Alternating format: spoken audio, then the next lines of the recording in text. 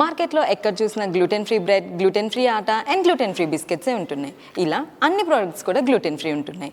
And ఎవరైతే PCOS, thyroid and weight loss కోసం చూస్తున్నారో వాళ్ళు కూడా గ్లూటెన్ ఫ్రీ డైట్ అనేది ఫాలో అవుతున్నారు. So now let's know about what is gluten and its effects. Hi, this is dietician Supriya. So gluten అంటే ఏంటి? గ్లూటెన్ అనేది ఒక ప్రోటీన్. సో జనరల్గా వీట్, బార్లే అండ్ రై లాంటి కొన్ని గ్రెయిన్స్లో గ్లూటెన్ అనేది ఉంటుంది. మనం బ్రెడ్, పాస్తా వీటిలో చూసే ఎలాస్టిసిటీ అనేది కూడా ఈ గ్లూటెన్ వల్లనే వస్తుంది. బట్ కొంతమందిలో గ్లూటెన్ అనేది డైజెస్ట్ అవ్వకపోవడం వల్ల వాళ్ళకి gas formation, bloating and diarrhea వంటి సిమ్టమ్స్ అనేవి ఉంటాయి. Also people who are having celiac disease అంటే ఒక ఆటో ఇమ్యూన్ డిజార్డర్, ఎవరికైతే celiac డిసీజ్ కూడా ఉంటుందో వాళ్ళకు కూడా గ్లూటెన్ని అబ్జార్బ్ చేసుకునే కెపాసిటీ అనేది ఉండదు. సో గ్లూటెన్ రిచ్ ఫుడ్స్ అనేవి అన్ని బాడీ టైప్స్కి సూటబుల్ కాదు. Also around 10% of Indian population are gluten intolerant. Gluten గురించి తెలుసుకున్నాం, కానీ PCOS, థైరాయిడ్ అండ్ వెయిట్ మేనేజ్మెంట్లో గ్లూటెన్ యొక్క ఎఫెక్ట్ ఏంటో కూడా తెలుసుకుందాం. కమింగ్ టు PCOS అనేది ఒక hormonal disorder which is linked to insulin resistance and chronic inflammation. So gluten rich foods అనేవి డైరెక్ట్గా PCOSకి కనెక్టెడ్ కాకపోయినా వాటి యొక్క సిమ్టమ్స్ని వర్సన్ చేస్తుంది. So gluten rich foods like bread, biscuits and pasta తీసుకున్నప్పుడు బ్లడ్ గ్లూకోజ్ లెవెల్స్ అనేవి ట్రిగ్గర్ అయ్యే ఛాన్సెస్ ఉంటాయి. సో గ్లూటెన్ ఫ్రీ ప్రొడక్ట్స్ అనేవి ప్రిఫర్ చేస్తాం. And coming to chronic inflammation. So PCOS అనేది ఒక లో గ్రేడ్ ఇన్ఫ్లమేషన్. సో గ్లూటెన్ డైరెక్ట్గా కాకపోయినా ఇండైరెక్ట్గా ఇన్ఫ్లమేషన్ని ట్రిగ్గర్ చేస్తుంది అండ్ వాటి యొక్క కండిషన్స్ని వర్స్ చేస్తుంది.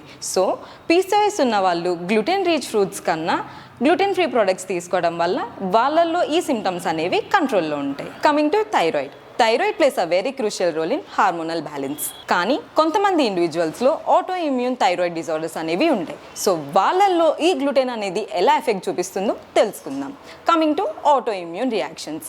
సో గ్లూటెన్ ఇంకా థైరాయిడ్ టిష్యూస్ యొక్క స్ట్రక్చర్ అనేది సిమిలర్గా ఉండటం వల్ల ఈ డిజార్డర్ ఉన్న వాళ్ళు గ్లూటెన్ రిచ్ ఫుడ్స్ కన్జ్యూమ్ చేసినప్పుడు మన ఇమ్యూన్ సిస్టమ్ అనేది మిస్టేకన్గా గ్లూటెన్ మీద కాకుండా థైరాయిడ్ మీద ఫంక్షన్ చూపించినప్పుడు థైరాయిడ్ లెవెల్స్ అనేవి ఇంక్రీజ్ అవ్వడం జరుగుతుంది, వేరిన్ వాళ్ళ యొక్క థైరాయిడ్ కండిషన్ అనేది ఇంకా వర్స్ అవుతుంది.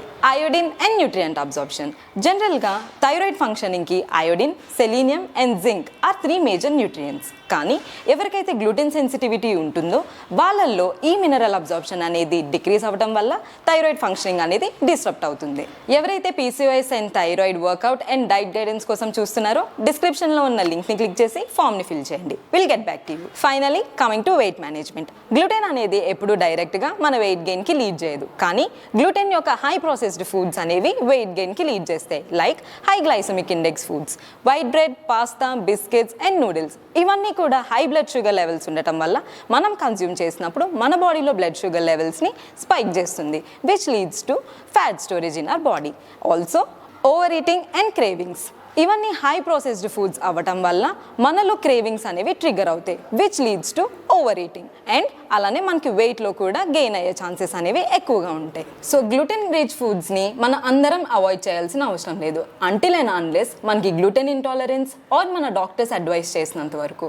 సో మీకు ఇష్టమైన ఫుడ్స్ని ఎప్పుడు అవాయిడ్ చేయకుండా మీ బాడీ టైప్కి తగ్గట్టు కన్జ్యూమ్ చేయండి. సో మరిన్ని గ్లూటెన్కి రిలేటెడ్ డౌట్స్ ఏమైనా ఉంటే కమెంట్ చేయండి. For more informative videos, do like, share and subscribe to Fitiq.Smartlyfit.